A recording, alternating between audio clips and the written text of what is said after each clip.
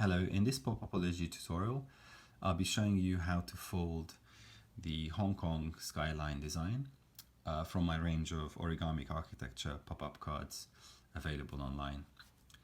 So once you've downloaded and cut your template, you should end up with something that looks like this. And as all the other Skyline designs, like London, New York, and others,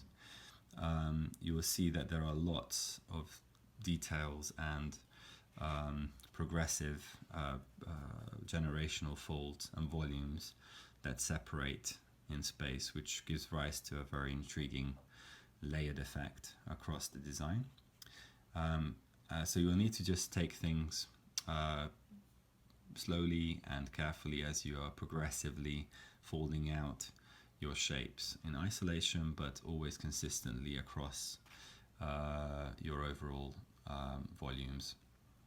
So to begin, as always, we just want to establish a gentle crease along our baseline, as indicated here by my thumbs, and you just press down on those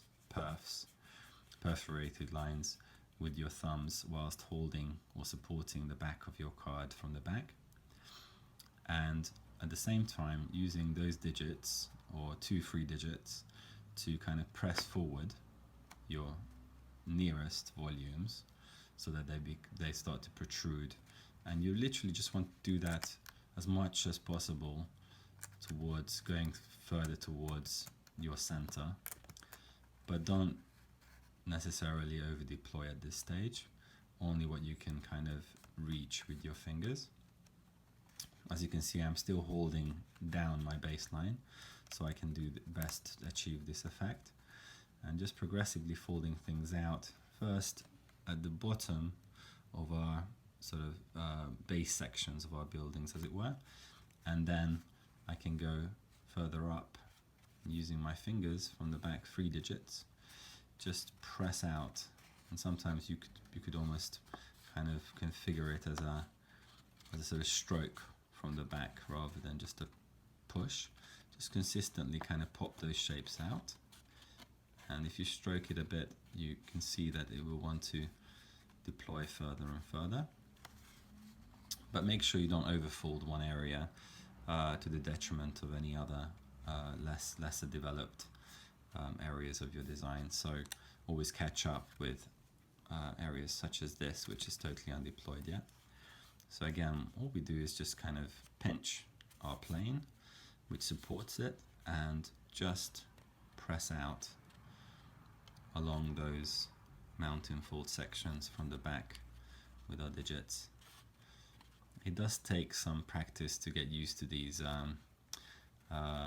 just gentle kind of controlled folding techniques, but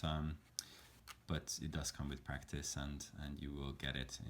in the end. Eventually it does tend to sort of reveal itself. So as you can see, I'm progressively just cajoling it out as a shape from the back by certainly kind of focusing on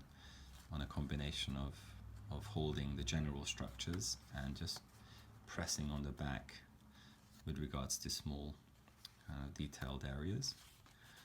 So the folds are deploying further and further. There are some areas which can kind of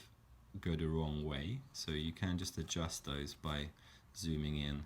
and helping the valley folds kind of pop back in space. You just want a consistent kind of finish, and every time something just pops back, you just want to make sure that you keep an eye on those areas and deploy them again and again in small incremental stages is what you really want to be kind of going with. And certainly as you are doing this, at each stage, if you're doing it gently enough and in consistent kind of incremental stages, you are going to get a very crisp result at the end. But you can already see that our shapes are emerging in space now, recognizably kind of configuring as volumes. So once you are almost at a 90-degree fold stage, you can start to support your card with one hand, and with the other free hand, I'm left-handed, so you might want to do this to the other way around, whatever feels comfortable. But essentially what we're doing is just zooming in on areas and just pinching from the top, as it were, whilst at the same time holding our card and supporting it right across our main planes with one of our hands, and doing all the kind of detailed work with the other hand from the front. As you can see here, sometimes it helps to actually pinch a whole plane and just bring it forward, like you see here, with a very kind of gentle pinch movement. And again, you can do that, but consistently as you're doing this, you want to be kind of also supporting it from the back with your other digits, and actually hold it firm so you don't release it again, and you can then move on to your next areas along your design and just gently further and further kind of caress it forward. This is not the easiest project by any means from my range, but even though it's challenging, and even if you have mistakes that emerge, you can just try again and again, and I think, relatively speaking, you should be getting some really neat results quite soon. But essentially what you're doing is always further and further collapsing your piece with a strong kind of support from the back, and establishing with a pinching movement these mountain fold creases from the front more and more, and always consistently throughout all your shapes. And you will get to a stage where you feel no resistance from the paper. If you do feel any resistance, you just need to go back a stage and further develop those creases. But I'm at that stage where I can just safely collapse my entire piece fully, and by just tapping down on the design from the back, you can always sort of check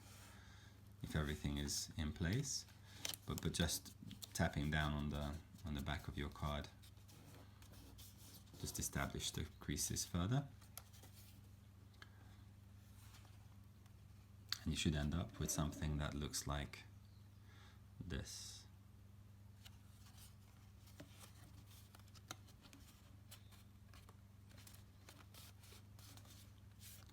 So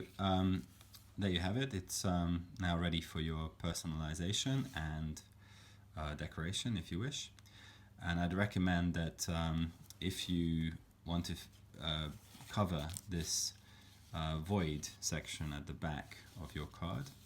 that you use a colored transparency sheet, which gives you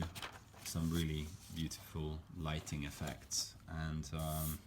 shadow and light plays, as you can see here if I orient it towards the light.